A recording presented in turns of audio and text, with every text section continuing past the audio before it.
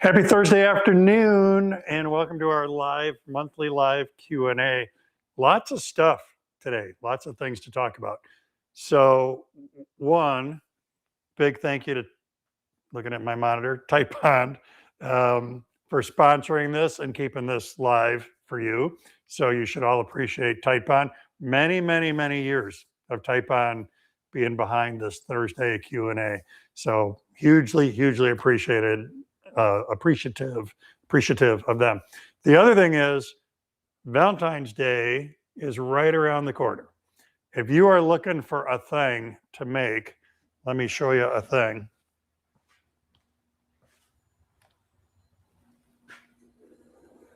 Not a Gatorade bottle. This little ring box is a simple project. All of us are guilty, me included, of sitting on cool looking pieces of wood that we're someday going to use. This might be it. So the way that this works is the lid pivots.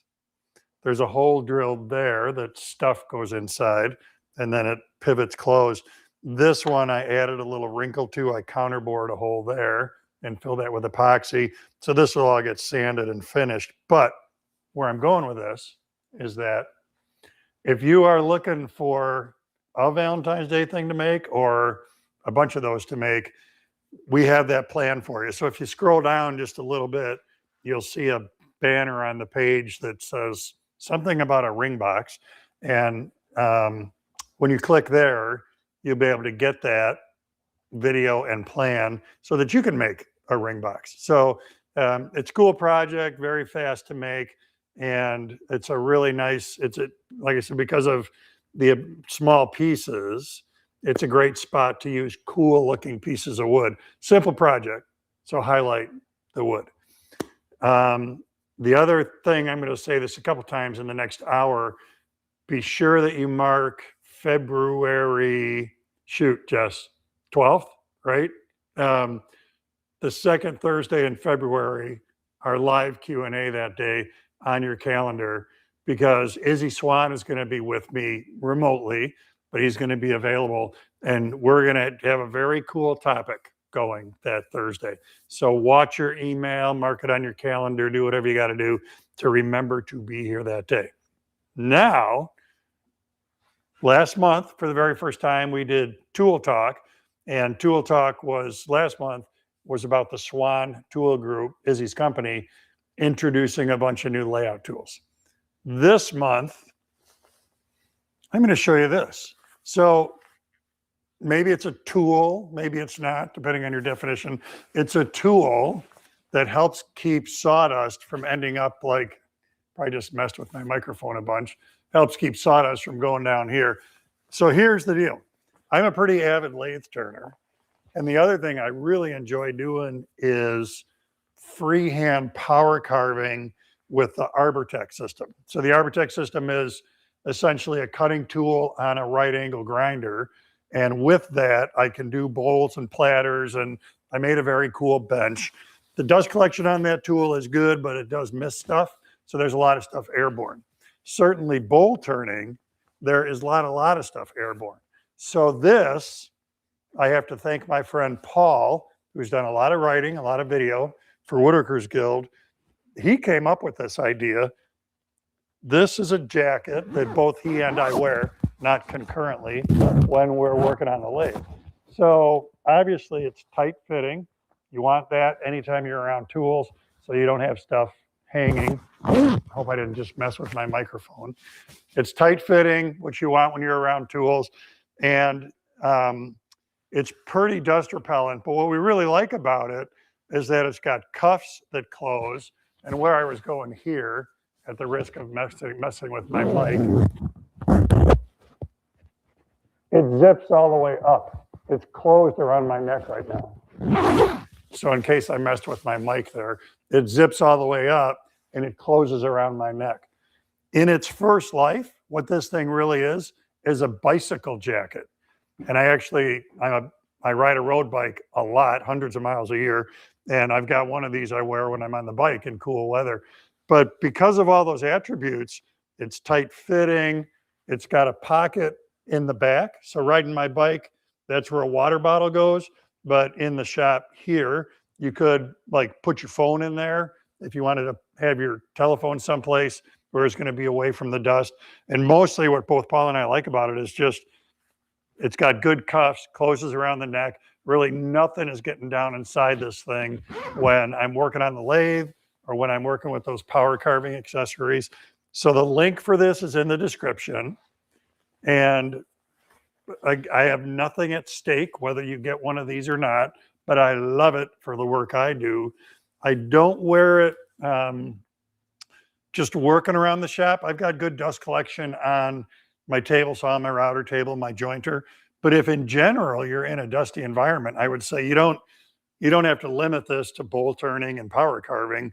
It's going to keep dust off of your upper body no matter what. As a relative perspective, mine is a large, and that's what Paul wears as well. And that's the perfect fit for what I'm looking for here. So cool product. Tool talk. Next, let's jump into preguntas hoy. Robert says, I'm going to purchase a new bandsaw. Any suggestions? What's the best one on the market? And I'm gonna jump down 2 questions. And Jason asks, related to the bandsaw question, what is the best bandsaw for the money? I don't have the multi-thousands for the best one. So here's my answer for this. Part of this is my stock answer regarding tools. I am a statistic of 1. So I own a Harvey Alpha, looking at the model number, HW615 bandsaw. I love it. It's been great for me. What I don't know is maybe there are a lot of other really, really good bandsaws out there at that same price point, at a lower price point, at a, I don't know what. That bandsaw, the Harvey, has been great for me. So before we went live, I saw these questions and I Googled bandsaw tool test. And this is what you really want. So I'm happy to answer whatever questions about tools I can. When I worked for American Woodworker magazine, which admittedly was now 20 years ago, I did a lot of tool tests for American Woodworker. And that meant bringing in dozens sometimes. I did a tool test that included 37 belt sanders, portable belt sanders. So we brought in a lot of tools for that. So today, I'm not tool testing anymore. So I can tell you, I love the Harvey, but like I said, what else is out there? So anyway, before we went live, I Googled bandsaw tool test in, I believe, February of 2005. Wood magazine published a bandsaw review. Later in the year, a little more recently, I think November of 2025, Fine Woodworking published a bandsaw review. That's what you want to look at. Because with those reviews, they are looking at a bunch of tools. They're picking price points. And quite commonly, in what we always did, was editor's choice was the best one, no matter what the budget is. And then, now I'm forgetting the phrasing, but there was one that was like, what's the best bang for the buck? So like, maybe the features are compromised a little bit, but for less dough, this is still a good saw. So you want to look at those objective reviews where they're piling up a bunch of different tools, not just one bandsaw like me. And the other thing you have to learn, you have to educate yourself on, this is such an open question because I've quite frequently used a benchtop 10-inch bandsaw for small scale work, and it was fine for what I was asking it to do. It would not allow me to resaw a log into lumber, something I do on the Harvey pretty commonly. So do you want to make little bandsaw boxes, in which case a benchtop saw might serve you? Do you want to be able to resaw? Then capacity is a really big deal. Motor size is a really big deal. So you want to educate yourself about bandsaw, and that's going to help you choose a category of bandsaw. And from there, you can look at these tool tests. But anyway, it was simple. Like I said, I just Googled bandsaw tool test, and a lot of reviews, a lot of results came up. So I would suggest you do the same. Steve asks, What's the best option for a flat outcome when face joining, no T in there, it's important, face joining / laminating two not quite flat pieces of sheet goods, concave to concave or convex to convex. So what we're asking about here is, I've got a cupped piece of plywood or something and another cupped piece of plywood. Do I put them together this way? Do I put them together this way? And my advice would be concave to concave. And I think then the benefit to that is the edges are touching, you're going to draw the middle in. It's probably going to lead to the flattest result, more so than convex to convex. All that being said, if it's got a significant cup to start, you may not end up perfectly flat when it's done, because there's going to be a lot of internal stress there. And who knows, once they're glued together and those parts are then pulling on each other, what the reaction is going to be. But I would go concave to concave. David asks, how to correct warp and weave in a sliding box top. I don't know what weave would be. Warp, you know, at the end of the day, Paul, my friend Paul, who suggested the jacket, helps answer questions for WWGOA. And we get the question a lot about, I've got this warped piece, I need to fix it. And the right fix is, you take a piece that's twisted or cupped or warped and you face joint it until that face is flat, and then you plane the other face until they're parallel. Repairing, the idea of taking a warp out of something that's twisted or cupped or bowed is not, it's very, very, very rarely gonna work, because something, either improper drying or not enough drying or improper acclimatization to your shop, something caused that warp. And if it's been introduced to the piece, it's introduced to the piece. So in this question, asking about correcting it, make a new top is what you really need to do. There's really no way to take something, I've seen it in my classes a bunch of times. If students, when they clamp a cabinet door, Copen style door, are not real careful about keeping everything flat at the clamping step, you can introduce a twist to the door when you're clamping the Copen style joint. And if you do that, the door, of course, won't sit flat against the cabinet. And then you have a door that doesn't sit flat against the cabinet. You're just, there's nothing to do it but do it right the first time. So you really can't correct a warp in a thing, because probably whatever you do, it's probably still going to react when you're done and go back to being warped. Dennis asks, best way to get clamps from digging into the wood and leaving marks. So this is a good question, and I brought with me a few solutions. Doing live edge work, one of the things that's funky about that is that the live edges are not square. So I did a project, a pretty significant table, that was 2 walnut book match slabs that were live edge on the outside and joined in the center. So that's what gave us the book match in the final table. So gluing those together was interesting, because I've got Bessie parallel jaw clamps that have good plastic pads on them, but because the edges are irregular, those plastic pads wouldn't do any good, because the point of contact against the live edges would be so minimal. So I did this. This is just rigid styrofoam from a home center, and I cut it on the table saw. I cut it into these blocks, and then these blocks went between the clamps and the live edge, and that worked really, really well. That did a great job of preventing any marring. The other thing you can do, if you're talking about F-style clamps like this, so these Jorgensens have got plastic pads on them. If they don't, and you're using the clamp this way, then a wooden block here and a wooden block here is going to take care of that. I have seen people, because these clamps are metal, I've seen people make clamp specific wooden blocks and embed a rare earth magnet in them, so that that wooden block is going to stick to this anvil, it's going to stick to that anvil, and they're going to stay in place as you manipulate the clamp, so that you're not trying to tighten, place a block, tighten, place a block, you know, feeling like you need 16 more arms. So just a simple wooden block will do it. A wooden block with a rare earth magnet embedded in it will stay stuck. On clamps like this, these are Rockler brand. They came with 2 holes. Let me grab on, jump on the other camera.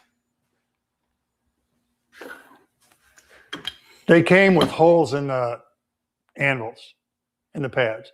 So that was very simple. That's a pine block. Pine is softer than most things I work with. So by screwing a pine block to this, it gives me the pad I need on both ends when I'm using this on wood. If your clamps don't have those holes, well, that's a pretty easy spot to drill a hole. The metal is not hard. It'd be very, very easy to drill right there. So that's whatever that was, 3 or 4 solutions to padding your clamps in the shop so that you're preventing marring your work. Fred asks, can you run an end grain cutting board through a planer, or should you just stick with sanding? This is one of these woodworking questions that not quite start a fist fight in a room full of woodworkers, but almost.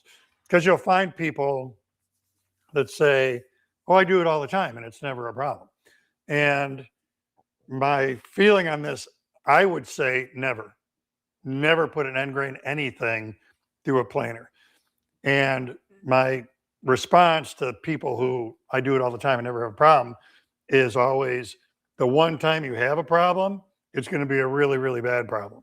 Because what can happen is, if on the tail end of that board, the knife is grabbing the end grain and it chips a piece out, it's going to come out of the infeed side like a rocket.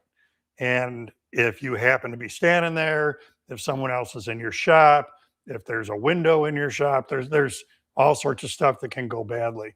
So there are so many other ways to do this.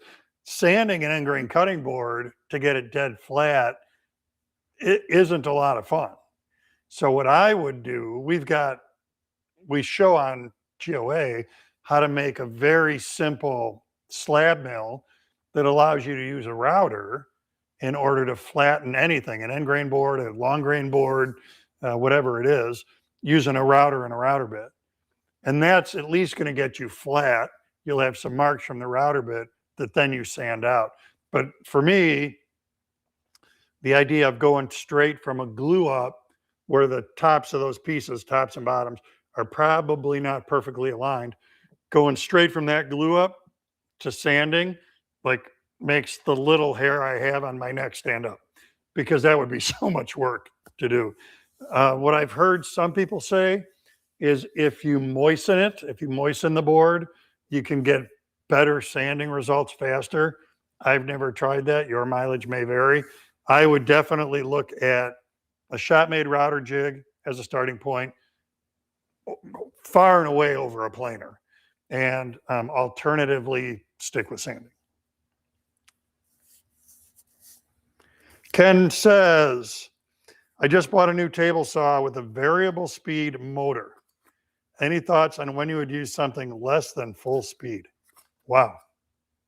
What an interesting thing. Whose table saw is that?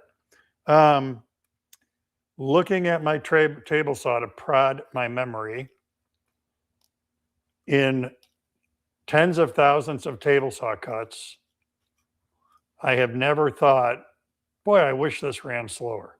And I'm trying to think of why you would. You know, there's reason for that. With a router, we change bit diameters. You go to bigger diameters, you got to slow the router down. You're always running the same diameter blade in a table saw. I cannot think of any compelling reason why one would change speed on a table saw. If their intention is to allow you to do some kind of metal cutting on it, maybe I would be adverse to the idea of mixing mediums and cutting metal and wood on the same saw, but kind of the only thing I could think of. Barry says, in your card sharpening video, you don't say what grit whetstone you typically use. Sorry about that. So what Barry's talking about here is at 11 o'clock today, I did a session about card scrapers and cabinet scrapers, and in that pointed to a video about how to sharpen scrapers. So what we're looking for there, what you use a whetstone to joint the edge of the scraper and get it straight and smooth. The key in whetstone choice is smooth. You don't want to have any abrasive marks there when you go to the next step. So you want to be in a very fine zone. What number, off the top of my head, I'm not sure, but you want that to be a very fine stone. If whatever stone you're doing it on, you can still see marks in the edge, then you're not fine enough. Timothy says, what can I do to ensure my end grain will match my surface board when staining? Great question. So wood, being wood, the end grain on boards are like soda straws or pop straws, depending on where you grew up. It's a bunch of holes sticking out, very porous. If I put stain on this board, the face grain is going to take stain to one color. The end grain is most likely going to be darker because a lot of stain soaks in on the end grain much more than what's soaked in on the face grain. One very easy solution for that is to use de-wax shellac on the end grain before you stain it. And it is almost magical when you do this, how well this works. The de-wax shellac, and the brand I use all the time is Zinsser Seal Coat. That is de-wax shellac in a can. You don't have to mix it. When you put that on here, let it dry, scuff sand it very lightly, and then stain everything. You'll have very uniform color top to ends. Experiment with this, as with all, really anything, especially finishing related. Experiment with it before you try it on a project to make sure you get a feel for how much shellac goes on, how long do I wait, how much do I scuff it. Just mess with those parameters. But de-wax shellac is a great solution for pre-treating only the end grain. You don't shellac the whole board. Only do the end grain, scuff sand, stain everything, and experiment with it. Is there a shelf life for Titebond 3? I have some that's very thick. It's always been stored at room temperature. It has some globs in it. Would adding a touch of water be harmful? So when Titebond Bob was here, we talked about this a lot. And in the end, what I would boil this down to is, especially if you've got globs in it, if you have any question about glue relative to the cost of your project, I would just replace the glue bottle.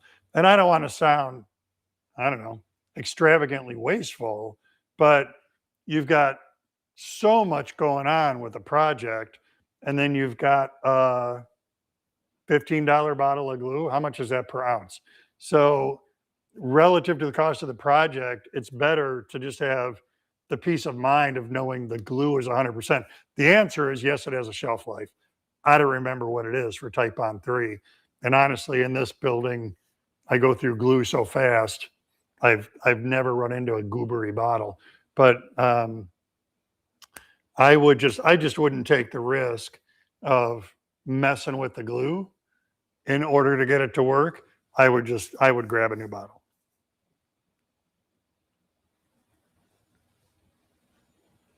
Jonathan says, what would cause Baltic birch plywood to warp?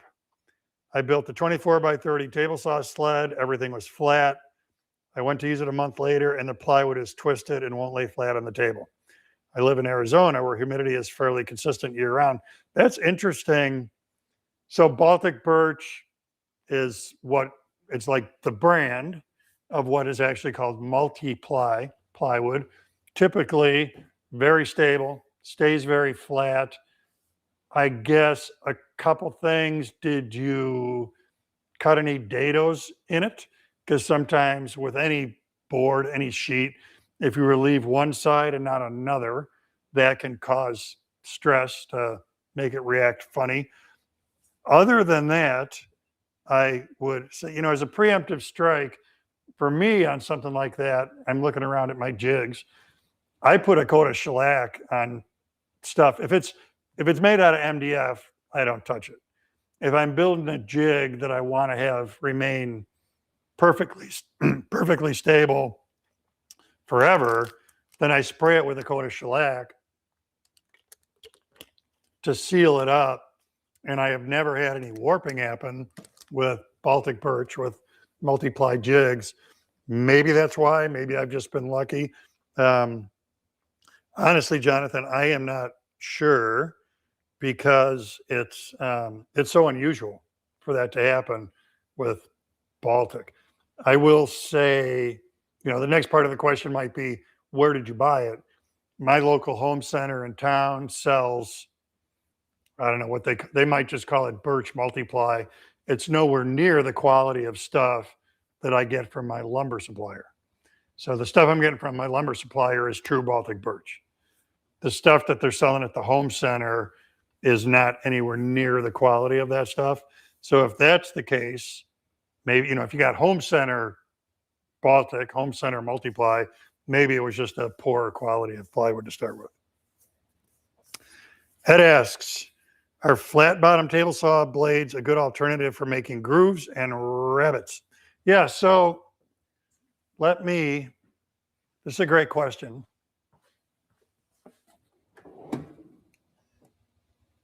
Hang on.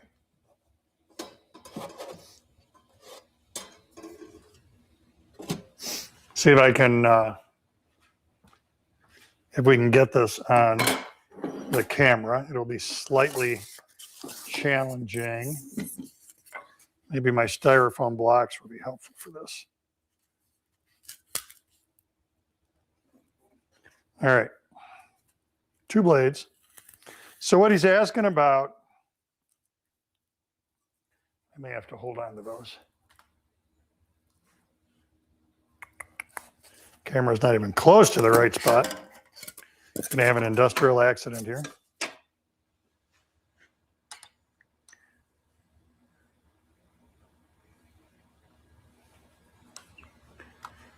No. All right, see if I can pull this off.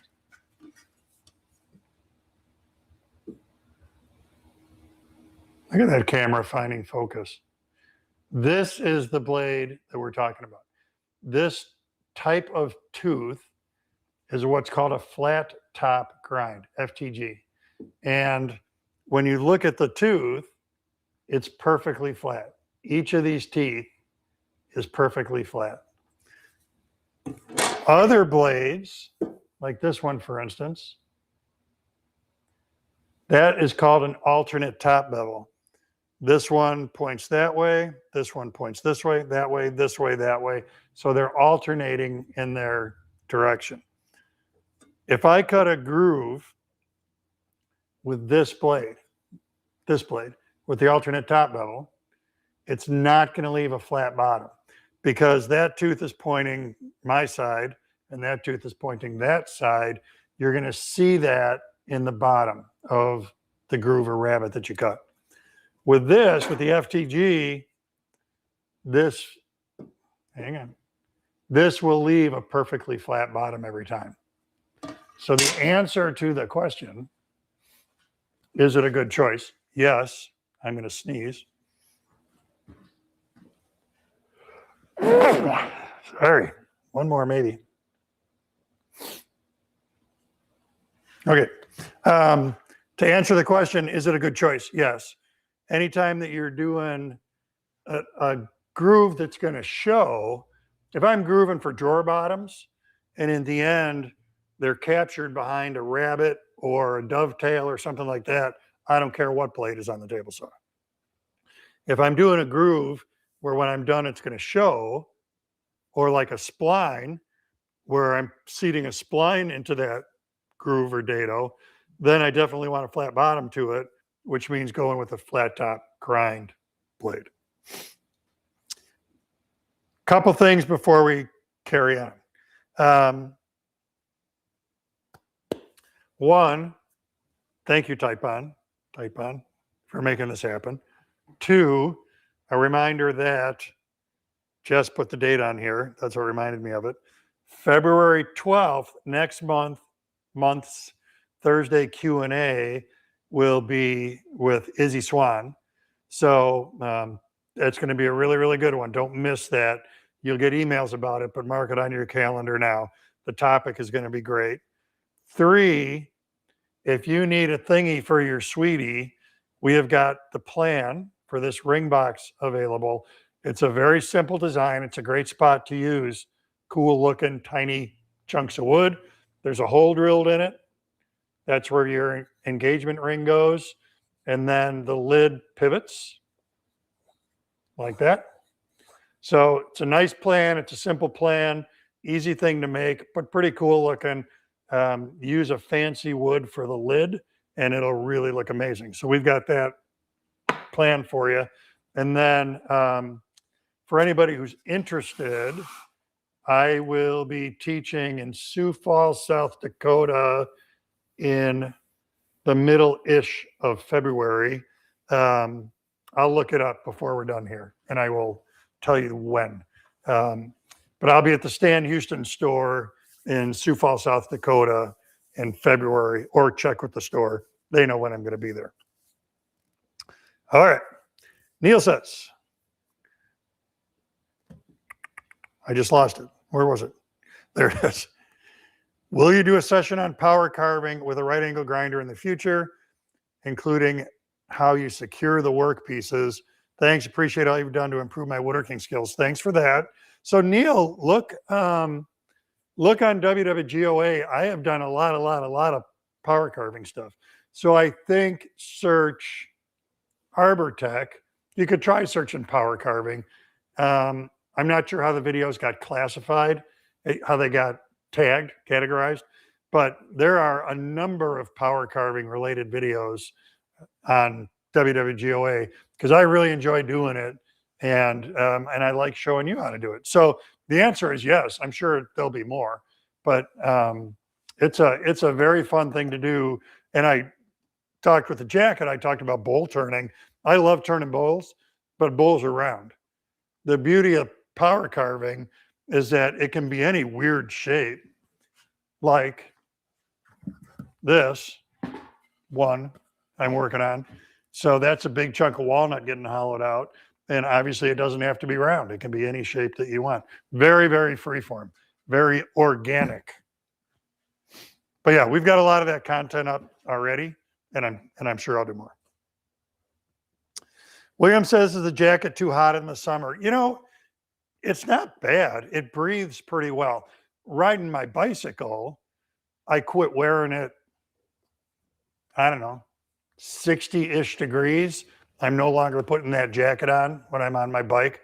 But when I'm in here, yeah, really all year long, summer or winter, if I'm turning or power carving, I'm wearing that jacket. So I'm sure I'm sweating a little more than I otherwise would, but it breathes pretty well. It's not bad. Herb says, I just purchased a 17-inch floor stand drill press with a large adjustable cast iron table. Please share some of your drill press tips and safety concerns. We have a whole video on this. We have a whole, so one, if you're looking for, anytime you're looking for safety stuff, we have covered every stationary power tool in the average shop. Table saw, joiner, planer, bandsaw, drill press. So you can, and that's all stuff. We will never put safety stuff behind the paid wall. Safety stuff is always available for free. So search drill press safety on the site and you will find that video and you can go from there. But for anyone who's looking for that, I know a lot of schools use that content in their woodworking classes. So it's all out there. Bernard says, I have a portable Wen dust collector, 650 CFM, that I use mainly on my lathe. Any recommended set of procedures that will pick up more of the dust shavings? Currently does not seem to get any. So I've got a thingy that I use.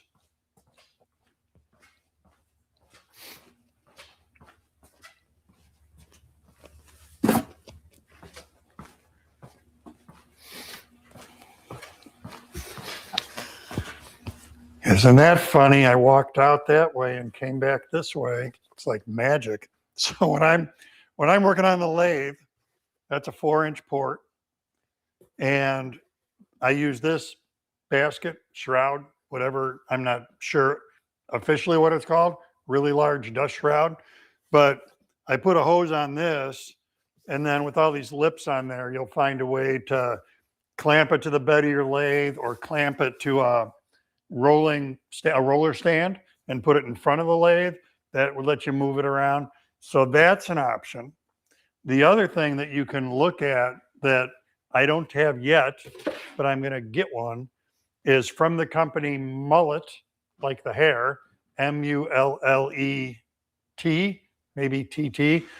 They've got a new attachment that it's like that, but you can articulate it. It's got a shroud on the end. It's got an articulating arm. So the benefit to that is as you're going through different aspects of turning, I'm working on this part, I'm working on this part, you can have it follow where you're working to make sure that you're optimizing its ability to grab dust. So it's, I don't know what the product name is, but if you search Mullet, Mullet, dust collection, you'll get to their website and you'll see they have a bunch of different things they offer, and you'll find it on there.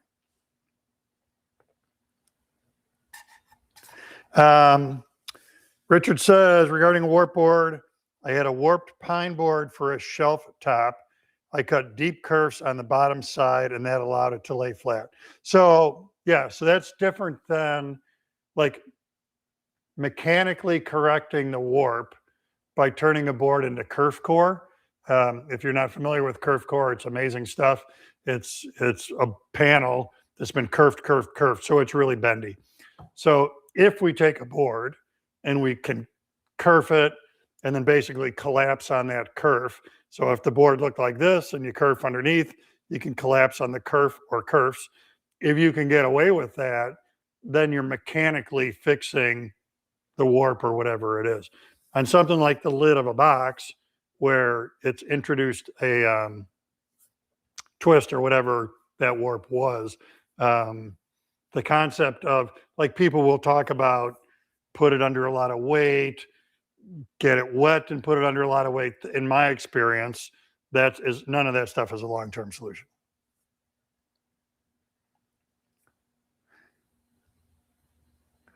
Donald says, I've noticed on your videos you use a variety of hearing protection.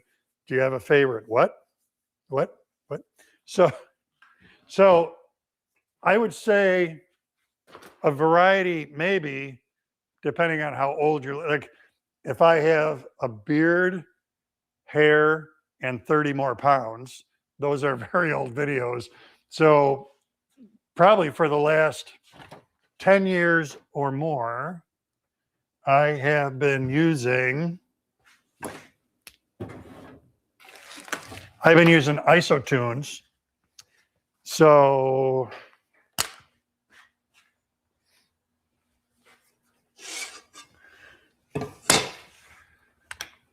now I messed up my camera. So if you're seeing these dangling from my ears or hanging around my neck, that's isotunes. If you're seeing these just stuck in my ears, those are isotunes. If you're seeing me on the sawmill with these, those are isotunes. So there's a bunch of stuff going on there. One, I've been using them for a really long time and I'm very happy with them. I use this stuff outside of the shop all the time. So I said with this, I spend a lot of time, a lot of hours on a road bike when the weather is warm. And when I do that, I have one of these in one ear. Don't yell at me. I wear one so I can listen to music while I'm riding. I can still hear cars and traffic with my other ear. In the shop, they provide hearing protection. For anybody who knows me, you know I'm a music kind of a guy. So they also connect to my phone. They Bluetooth connect to my phone. All of these do. And part of the benefit to that is I can hear music that's playing on my phone. If my phone rings, I can answer it from these. I can completely control it from any of these headsets. They've also got noise canceling on them. So if I'm in here on a long phone call, so, you know, don't tell this to Jess, who's behind the scenes here, because if we, like corporately, have a really long phone call, I probably have these on, and meanwhile I'm running a shop vac and cleaning my shop, because the noise canceling will take out the background noise. And you, to whomever I'm speaking, you can't hear the shop vacuum. You can only hear me talking. So that's a very good attribute of them as well, as they take out background stuff. They've got another pair of these called Aware that when I'm teaching, I wear those, because if somebody asks me a question, I don't have to take these out of my ears. With the Aware style, that takes out the noise of loud tools, but it lets through conversation. So IsoTunes is the company. They've got, when I started with them, when I started wearing them, this is all they had.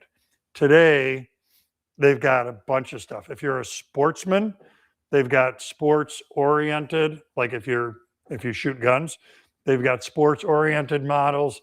They've got many, many different shop related models. The reason I have these, part of the reason I have these is when I'm forging, I've got a blacksmith shop. When I'm forging, that's very sweaty work. And I don't like having this wire hanging on the back of my neck. I'm a diva that way. So for that, I use the wireless ones so that they're not hanging on my sweaty neck. So anyway, short answer, IsoTunes has been my hearing protection of choice. I'm like I said, I'm sure it's been a decade. As far as putting an end grain cutting board through a planer, what if it's a Helix head? I wouldn't do it. I just helical cutter head, straight cutter head. I just wouldn't put end grain through a planer. I'd like to sharpen my own table saw blades. What do I need to buy? Is there a training video? No idea. I've never done it. Way back in the day when I was a kid and we didn't have carbide saw blades, I knew, I never did it, I knew some people that would sharpen those blades with a file. You've got to get, there's a couple parameters to this, and same with a router bit. Every cut you make on tooth or wing number 1 has to be identical on tooth or wing number 2, 3, 4, 5, so that you're in balance all the time. So I don't know, I couldn't even tell you where to look for that kind of equipment or that kind of training. For the beginner, Timothy says, what pocket hole tool would you recommend?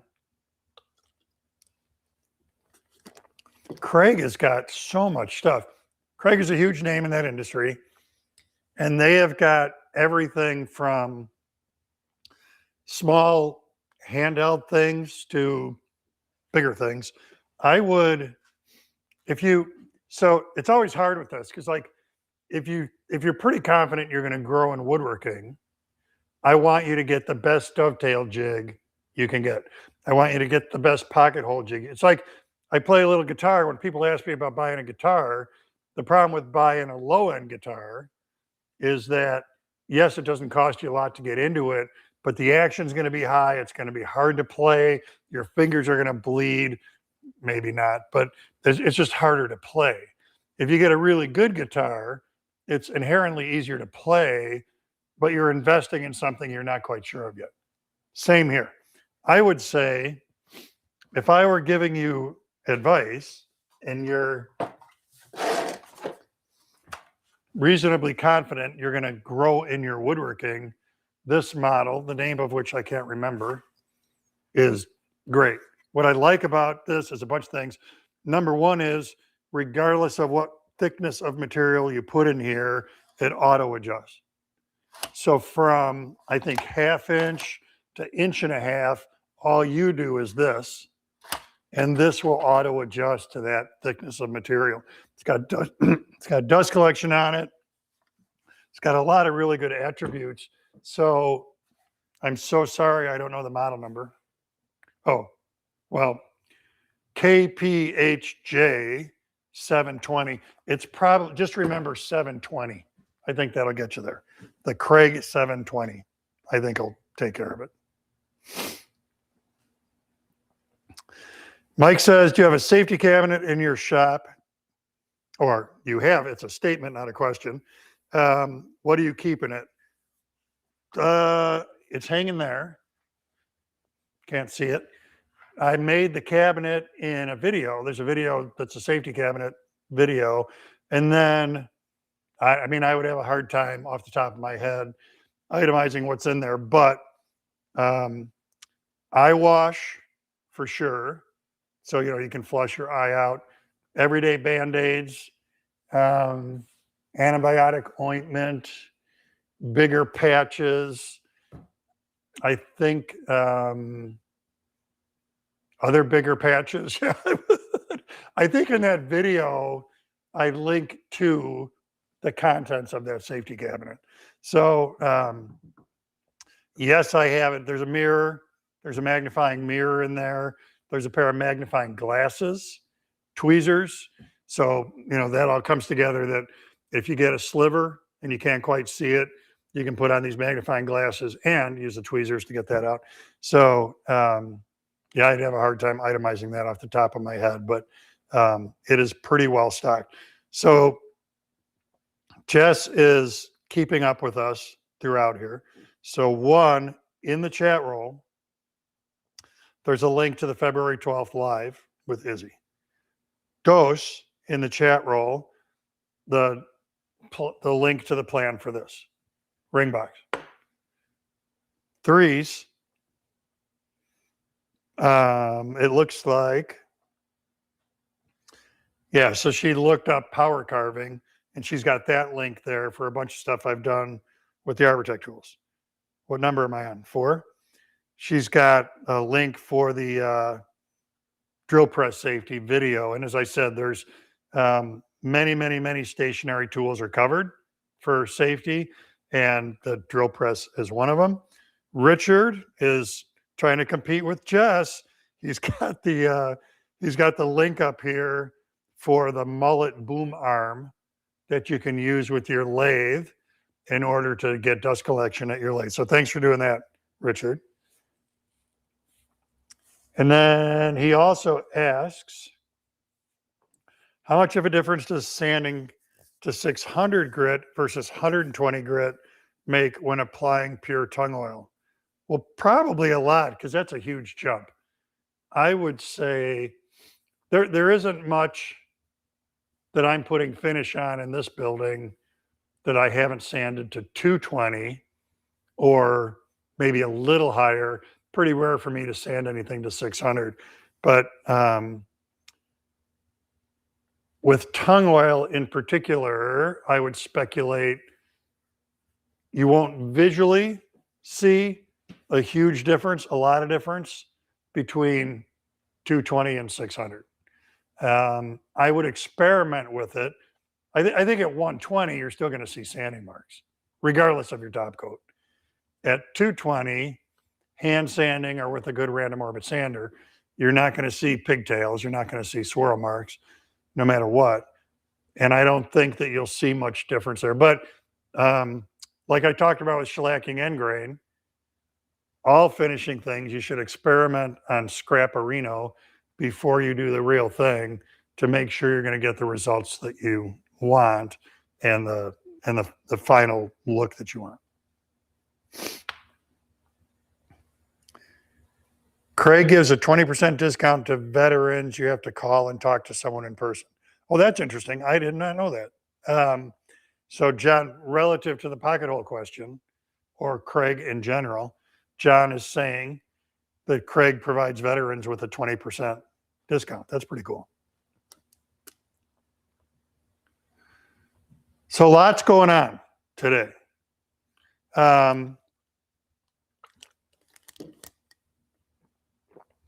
To revisit a couple things, we talked about keeping sawdust off your body when you're doing, well, primarily for me, bowl turning or power carving.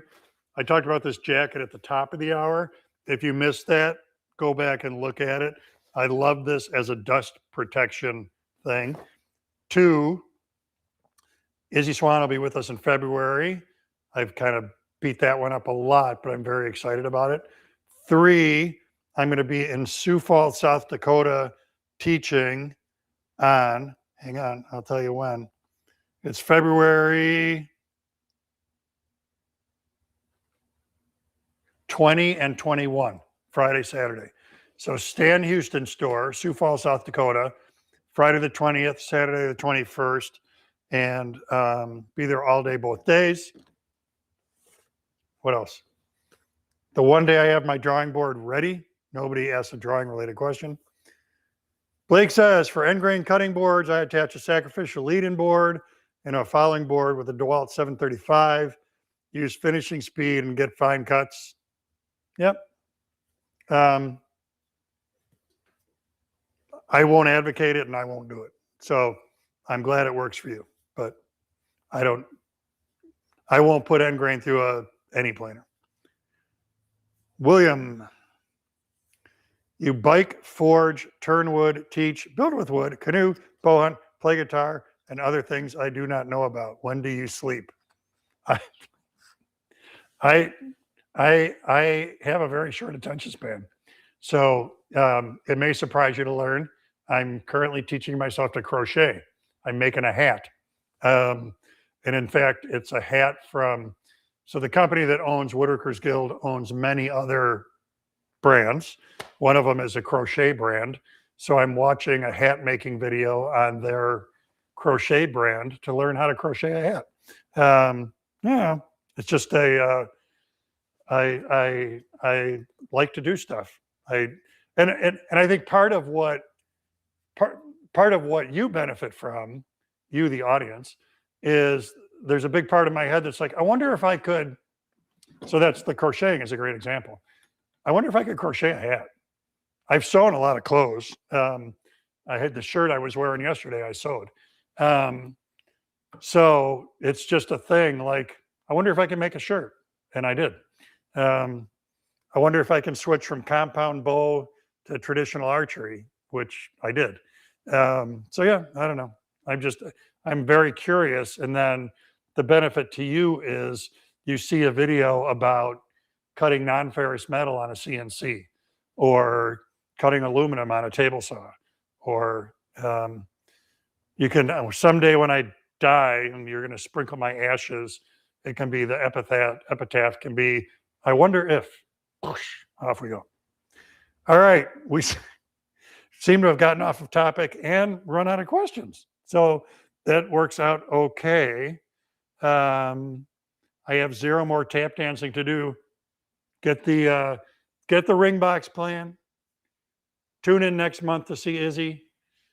Come to Sioux Falls, South Dakota, February 20 and 21, if you want to see some in-person teaching. Other than that, I think we're out of questions, Jess. And a big thank you. Everybody should thank Jess for being so on the spot with finding all those links for you so that you don't have to go find them. So she did a great job with that. All right. I'm really going to stop talking now. That's it. See you next time.